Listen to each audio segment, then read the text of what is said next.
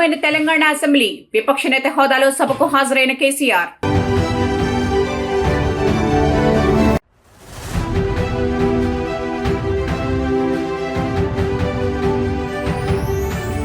CM Chandrababu అధ్యక్షతన ప్రారంభమైన cabinet సమావేశం, పలు కీలక అంశాలపై చర్చ.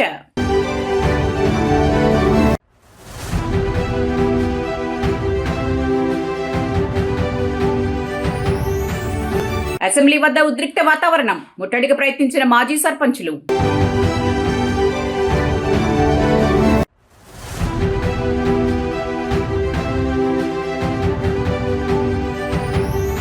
టాటా ఎర్నాకుళం ఎక్స్ప్రెస్ లో అగ్ని ప్రమాదం, B1, M2 AC బోగీలు పూర్తిగా దగ్ధం.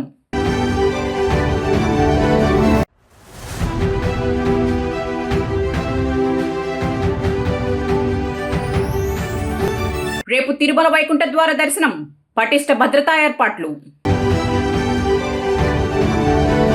తెలంగాణ శాసనసభ సమావేశాలు సోమవారం ప్రారంభమయ్యాయి. ఒకవైపు ప్రతిపక్ష బీఆర్ఎస్ పూర్తి స్థాయిలో సభకు హాజరు కాగా, మరొక వైపు మాజీ సర్పంచులు అసెంబ్లీ ముట్టడికి ప్రయత్నించడంతో ఉద్రిక్త వాతావరణం నెలకొంది. విపక్ష నేతగా కేసీఆర్తో పాటు కేటీఆర్, హరీష్ రావు తదితరులు బీఆర్ఎస్ ఎమ్మెల్యేలు సభకు హాజరయ్యారు. సమావేశాలు ప్రారంభమైన వెంటనే దివంగత రామరెడ్డి దామోదర్ రెడ్డి, మాజీ ఎమ్మెల్యే కొండా లక్ష్మయ్యారెడ్డికి సభ సంతాపం ప్రకటించింది. అనంతరం సభను వాయిదా వేశారు. అయితే సాగునీటి ప్రాజెక్టులు, ప్రజా సమస్యలే ప్రధాన ఎజెండాగా ప్రభుత్వాన్ని నిలదీసేందుకు బీఆర్ఎస్ సిద్ధమైంది.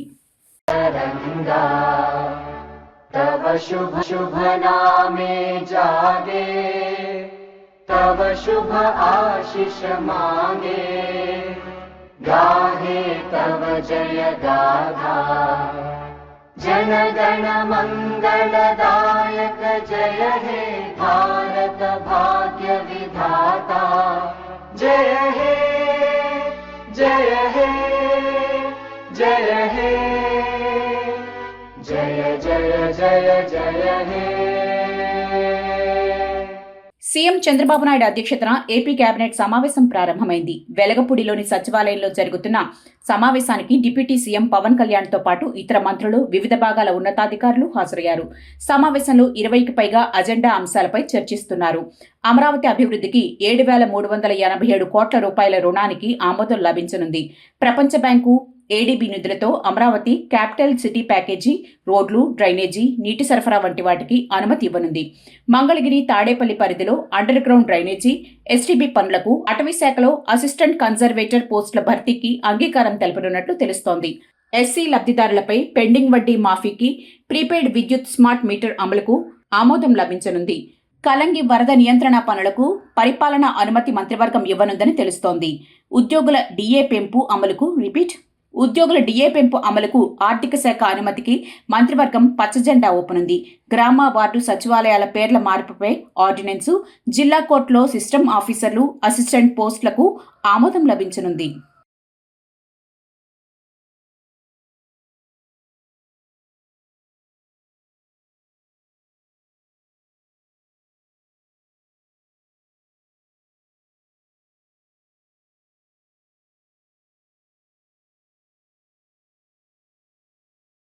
విశాఖపట్నం నుంచి ఎర్నాకుళం వెళ్తున్న టాటా ఎర్నాకుళం ఎక్స్ప్రెస్ గత అర్ధరాత్రి అగ్ని ప్రమాదానికి గురైంది.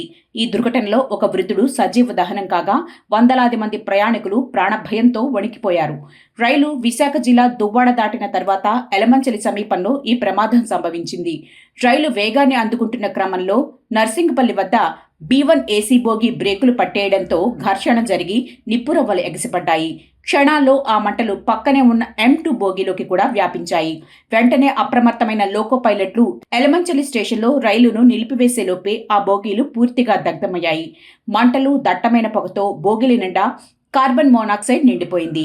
ఏం జరుగుతుందో తెలియక ప్రయాణికులు ప్రాణభయంతో తలుపులు తన్నుకుంటూ బయటకు పరుగులు తీశారు. అనకాపల్లి, ఎలమంచిలి, నక్కపల్లి నుంచి అగ్నిమాపక యంత్రాలు వచ్చేసరికి 2 బోగీలు పూర్తిగా కాలి బూడిదయ్యాయి. ఈ క్రమంలోనే B1 బోగీలో ప్రయాణిస్తున్న 70 ఏళ్ల వృద్ధుడు బయటకు రాలేక మంటల్లో చిక్కుకుపోయి మరణించాడు. మృతుడిని విశాఖపట్నానికి చెందిన చంద్రశేఖర్ సుందర్గా గుర్తించారు. ప్రమాదం జరిగిన వెంటనే రైల్వే ఉన్నతాధికారులు రంగంలోకి దిగారు. సుమారు 2,000 మంది ప్రయాణికులు చలిలో స్టేషన్లో బిక్కుబిక్కుమంటూ గడిపారు. అధికారులు అంబులెన్స్లను రప్పించి క్షతగాత్రులను ఆసుపత్రికి తరలించారు. కాలిపోయిన బోగీలను వేరు చేసి మిగిలిన ప్రయాణికులను బస్సులు ఇతర బోగీల ద్వారా గమ్యస్థానాలకు పంపించారు. ఈ ఘటనతో విశాఖ విజయవాడ మార్గంలో రైళ్ల రాకపోకలు గంటల తరబడి నిలిచిపోయాయి. అసలు బ్రేకులు పట్టేయడానికి సాంకేతిక లోపమే కారణమా లేక మరేదైనా కారణమా అనే కోణంలో రైల్వే భద్రతా విభాగం విచారణ ప్రారంభించింది.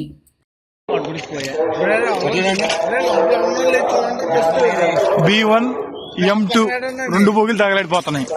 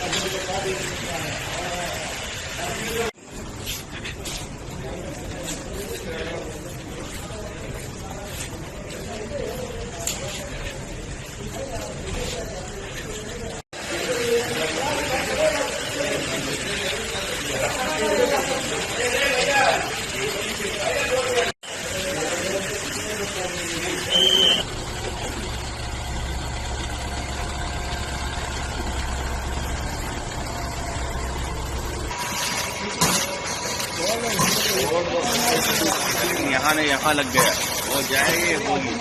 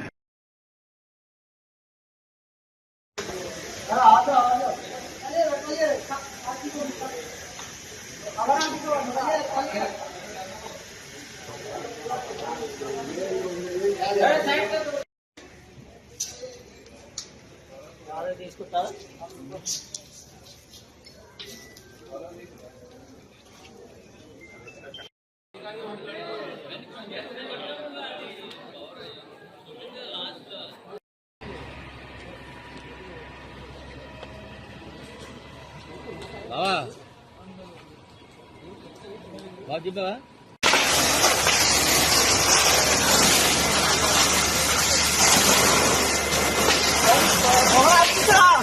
ఆఫ్ చేశారు. ఆఫ్ అయింది.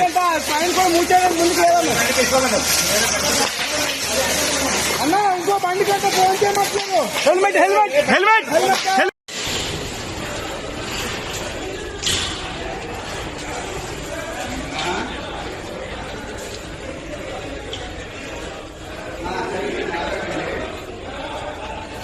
వైకుంఠ ఏకాదశి, ద్వాదశి పర్వదినాలను పురస్కరించుకుని తిరుమలలో భక్తుల భద్రత కోసం అన్ని ఏర్పాట్లు పూర్తి చేసినట్లు తిరుపతి జిల్లా ఎస్పీ సుబ్బారాయుడు తెలిపారు.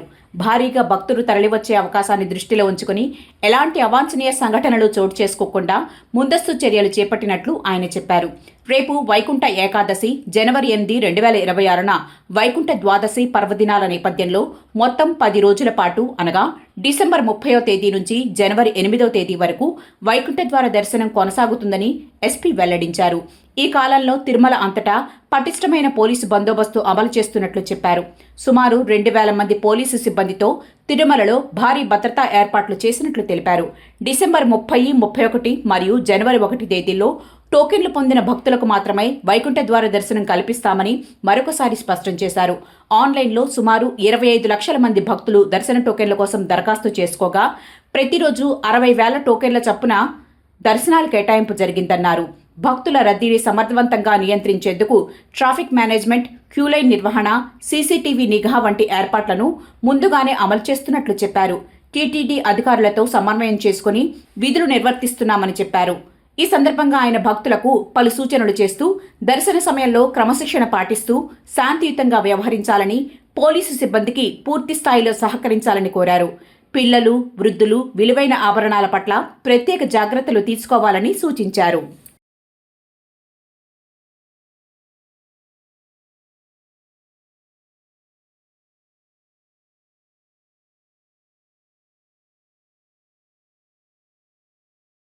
తెలంగాణ అసెంబ్లీ సమావేశాల్లో భాగంగా బీఆర్ఎస్ ఎమ్మెల్యే పాడి కౌశిక్ రెడ్డి చేసిన వ్యాఖ్యలు తీవ్ర దుమారం రేపాయి.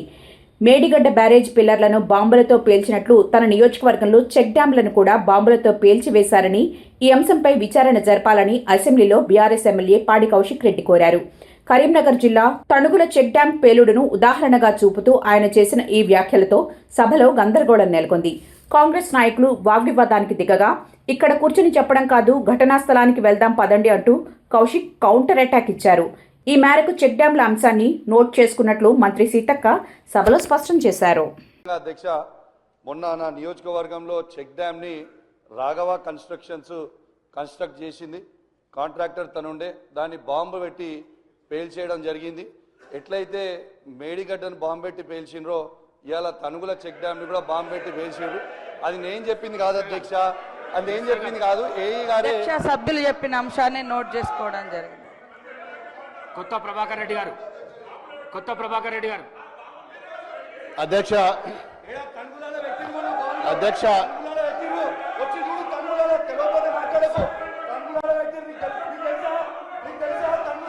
కూసో ప్లీజ్.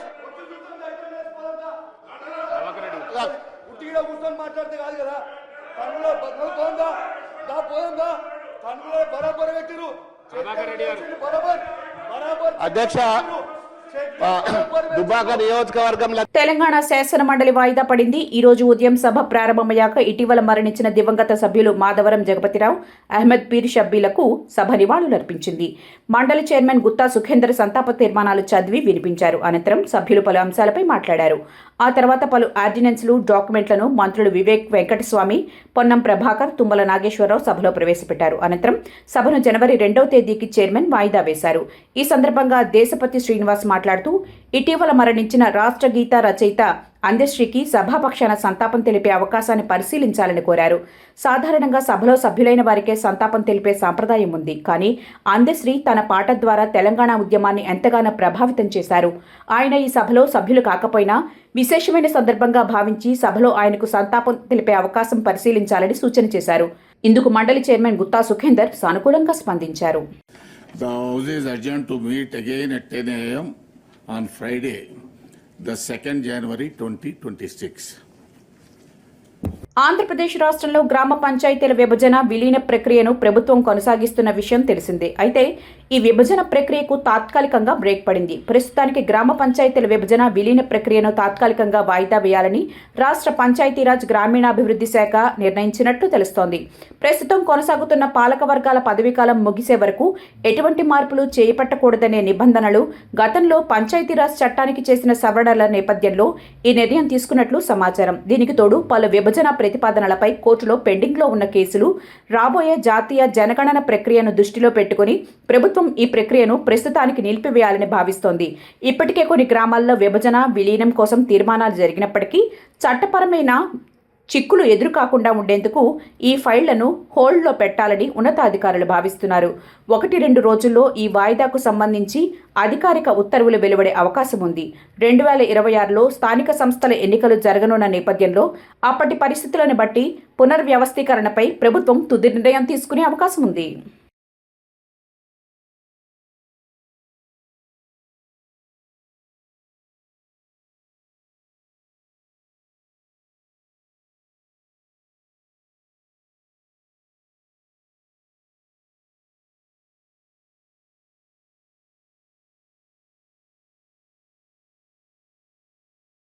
తెలంగాణ అసెంబ్లీలో రామగుండం ఎమ్మెల్యే మక్కన్ సింగ్ రాజ్ ఠాకూర్ చేతి వృత్తిదారుల దయనీయ స్థితిపై గళమెత్తారు.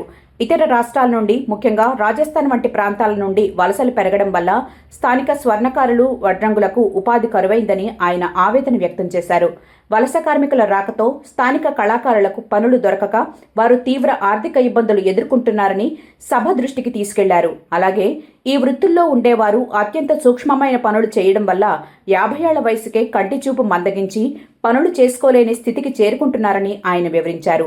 ఈ పరిస్థితులను పరిగణనలోకి తీసుకుని ప్రభుత్వం మానవతా దృక్పథంతో ఆలోచించి చేతి వృత్తులు చేసే వారికి 50 ఏళ్లకే పెన్షన్ మంజూరు చేయాలని ఆయన డిమాండ్ చేశారు. తద్వారా వారి కుటుంబాలకు భరోసా కల్పించాలని ప్రభుత్వాన్ని కోరారు. ప్రధానంగా 2 అంశాలు అధ్యక్ష, సమయం ఇవ్వాలి. ముఖ్యంగా మా దగ్గర విశ్వబ్రాహ్మణులు చాలామంది ఉంటారు అధ్యక్ష. విశ్వబ్రాహ్మణుల సమస్య ఇది రాష్ట్ర వ్యాప్తంగా ఉంది సమస్య. వాళ్ళు 50 సంవత్సరాల వరకు సూక్ష్మంగా పనిచేసేటువంటి ఒక వృత్తి. ఈ మధ్యకాలంలో అనేక బంగారు షాపులు, రెడీమేడ్ షాపులు, రాజస్థాన్ నుంచి ఇతర ప్రాంతాల నుంచి ఇక్కడికి వర్కర్స్ రావడం వల్ల విశ్వబ్రాహ్మణులుగా పనిచేసేటువంటి హౌసుల వాళ్ళకి వడ్రంగులు ఇతర వ్యవస్థలో కూడా పని లేకుండా పోతా ఉంది. దానివల్ల అనేక సమస్యలు ఎదుర్కొంటా ఉన్నారు. వాళ్ళ కళ్ళ యొక్క ఐసైట్ తగ్గిపోగానే 50 సంవత్సరాలకే వాళ్ళకి వృత్తి లేక చాలామంది ఆకలి చావులు. వాళ్ళ పిల్లలు ఏదైనా చదువుకొని ఉంటేనేమో వాళ్ళ కుటుంబాలు బాగున్నాయి, తత్తిమ వాళ్ళందరూ కూడా కూలిపోయేటువంటి పరిస్థితి. వారి అంశంలో ప్రత్యేకంగా ఆలోచన చేయాలి. పెన్షన్లు ఆ 50 సంవత్సరాలకి ఇచ్చేటువంటి ఒక అవకాశం కల్పిస్తే బాగుంటుందని ఆలోచన. దాంతోపాటు అధ్యక్ష, పక్క రాష్ట్రాల్లో వారికి కనీసం ఏదంటే పుస్తే మట్టలు చేసేటువంటి ఒక జీవో తీసిరు అధ్యక్ష. అలాంటి కార్యాచరణ మా రాష్ట్ర ప్రభుత్వం కూడా తీసుకొని ఇస్తే ఆ విశ్వబ్రాహ్మణులకు నిజమైనటువంటి ఒక జీవితాన్ని ఇచ్చినట్టు ఉంటుందని చెప్పి నేను కోరుతా ఉన్నా. పెండింగ్ లో ఉన్న బిల్లులను వెంటనే విడుదల చేయాలని డిమాండ్ చేస్తూ మాజీ సర్పంచులు తెలంగాణ అసెంబ్లీ ముందు ఆందోళనకు దిగారు. తమకు సంబంధించిన 531 కోట్ల రూపాయల బకాయిలను ప్రభుత్వం చెల్లించలేదని ఆరోపిస్తూ అసెంబ్లీని ముట్టడికి వారు ప్రయత్నించారు. ఈ క్రమంలోనే కొందరు అసెంబ్లీ వైపు మాజీ సర్పంచులు దూసుకెళ్లే ప్రయత్నం చేయగా పోలీసులు అడ్డుకున్నారు. దీంతో ఉద్రిక్త వాతావరణం చోటు చేసుకుంది. మాజీ సర్పంచులు పోలీసులకు మధ్య తోపులాటలో పలువురు గాయాల పాలైనట్లు తెలుస్తోంది. మాజీ సర్పంచులు పోలీసులకు మధ్య తోపులాటలో పలువురు గాయాల పాలైనట్లు తెలుస్తోంది. ఈ సందర్భంగా నిరసనకు దిగిన ప్రజాప్రతినిధులను పోలీసులు అరెస్ట్ చేసి వివిధ స్టేషన్లకు తరలించినట్లు తెలుస్తోంది. ఆందోళన నేపథ్యంలో పోలీసులు అప్రమత్తమయ్యారు. అసెంబ్లీ పరిసరాల్లో 3 అంచెల భద్రతను ఏర్పాటు చేసి భారీ సంఖ్యలో పోలీసు బలగాలను మోహరించారు. ముట్టడికి పిలుపునిచ్చిన మాజీ సర్పంచ్లను ఇప్పటికే ముందస్తుగా పోలీసులు అరెస్ట్ చేశారు.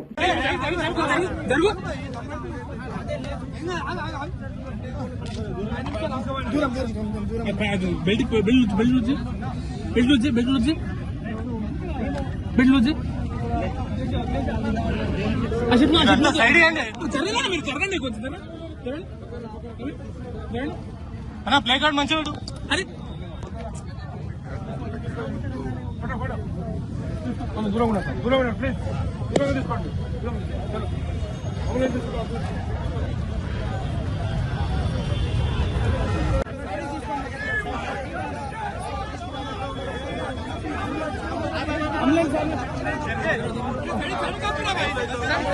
సైడ్ తీసుకో